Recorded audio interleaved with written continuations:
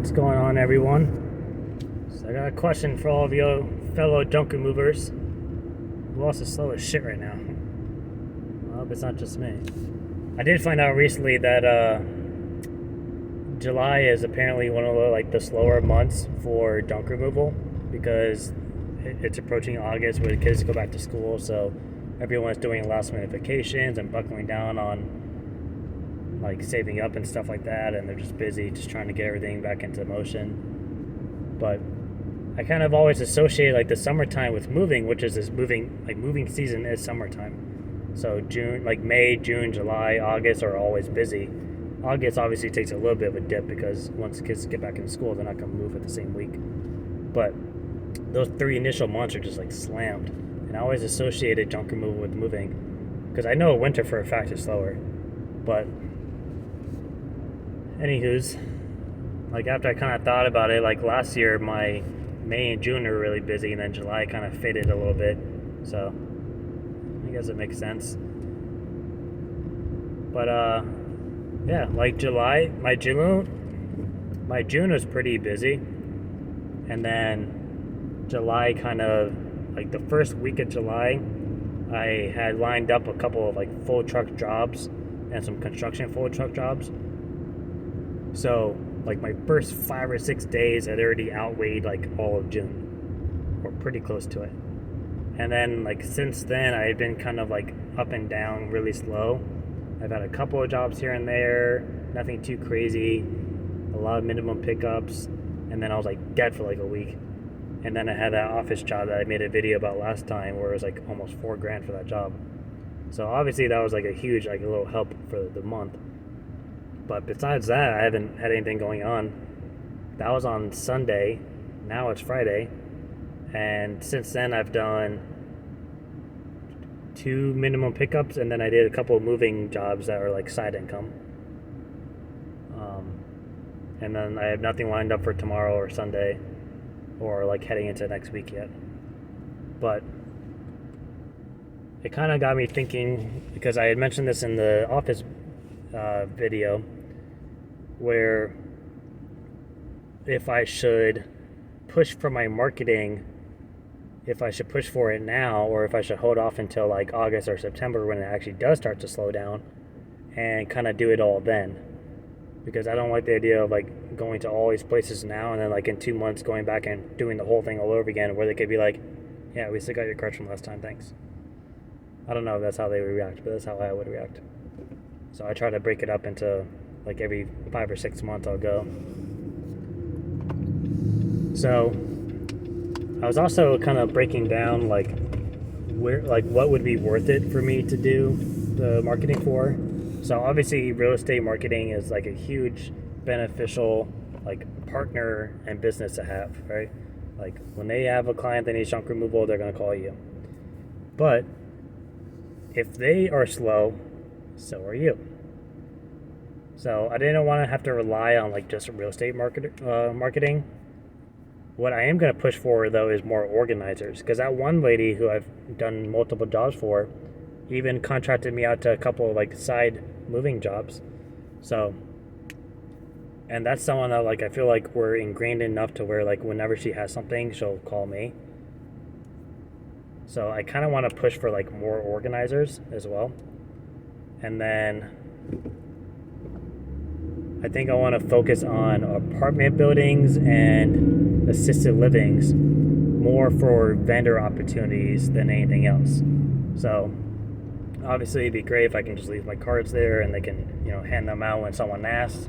But I also want to be a vendor to where, in an apartment building, say you have 100 to 500 residents, that's 100 to 500 potential clients you have every day, week, month, quarter, etc.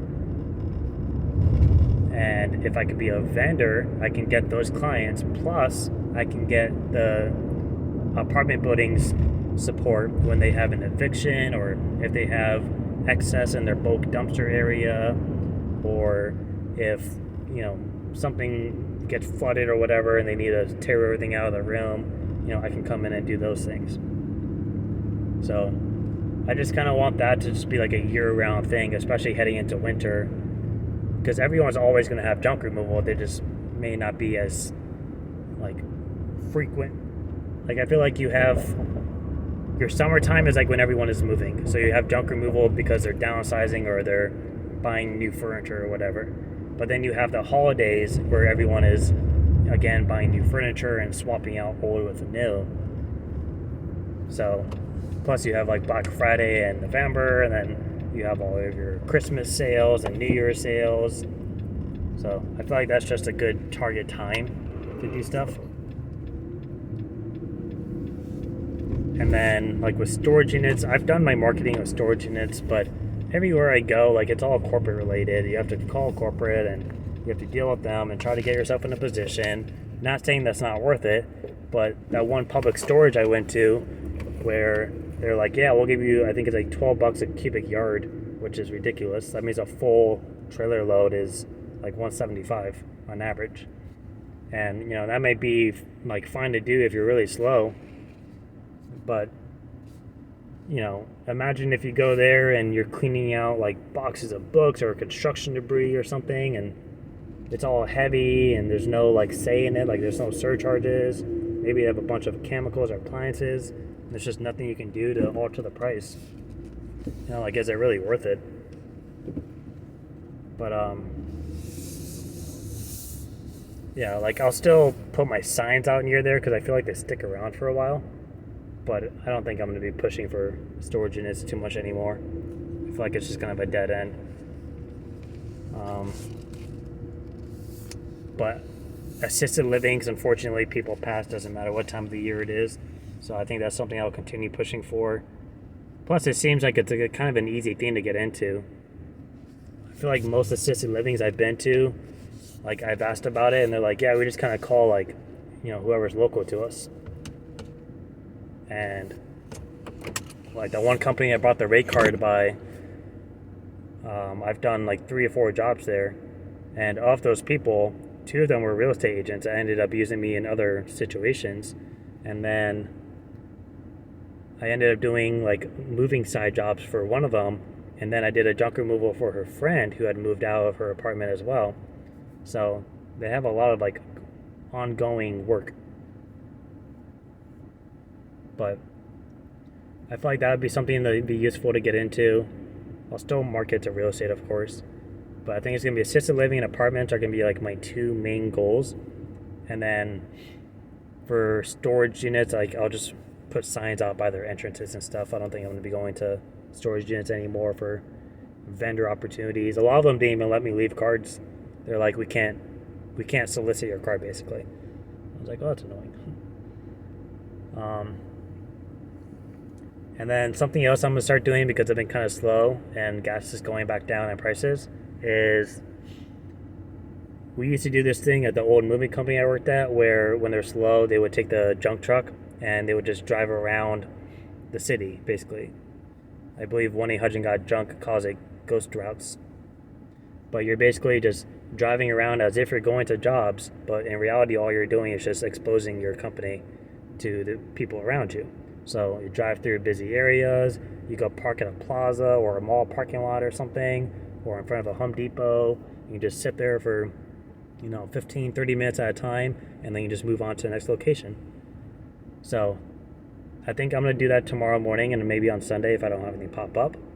That's something you can do whenever you want. So I think I'm going to do that. And I'll probably put some signs out at some point this weekend. But I just been kind of dead. And obviously that moving job helped out, or that office job helped out big time. I was able to pay some money down on my card and put some money into savings. So like I'm covered for the next couple of months, like expense wise. It would just be nice if it kept going.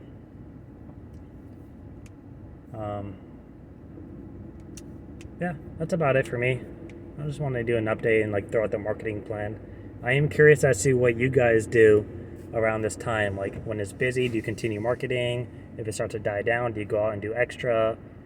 Does your marketing plan change from summer to winter? Do you do more social media posting or like Google Ads, or do you do more organic marketing like I do? What's worked for you, stuff like that.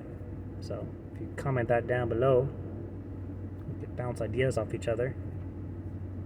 Maybe nice. I'm at Lowe's right now. I was just here. I actually filmed this video already, but it got long because I kept getting sidetracked. But I came here to get a replacement tire for that Gorilla cart thing I had in the office video. I had a thumbtack go through the tire, and I guess with how much weight I had in it, it was enough to puncture all the way through. And it has a bicycle tube underneath it, but I couldn't for the life of me pop the tire off the rim. Because I bought a bicycle patch kit and I was just going to fix it up like a bike, and I couldn't get it off. So I came here and bought a tire, and it says it covers between 12 and 16 inch diameter ranges, right? It's a $40 replacement tire, which is crazy. And this is my Gorilla cart tire. Now, if you look at the size difference, keep in mind it says like 12 inches to 16. You can see the other tire. It's not the same size. But the problem isn't so much the size, other than the fact that it's a little bigger. The problem was, if you look on this one, like you have your outer ring that comes out, and then this one's it's like half the size. That's the problem. So the bearing fits, which is what I was looking for, but I wasn't accounting for the fact that this has this, and it's on the other side too. So what happens is when I put it through the bearing rod, it doesn't go all the way, so I can't put the clip in it. So now I gotta return it, and I'm gonna go to Home Depot instead and just hope they have something. Because if not, I have to order it online.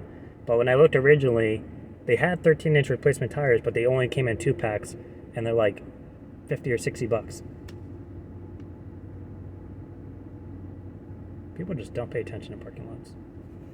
I'm surprised we don't have more accidents in parking lots. But that's what we're gonna go do. And then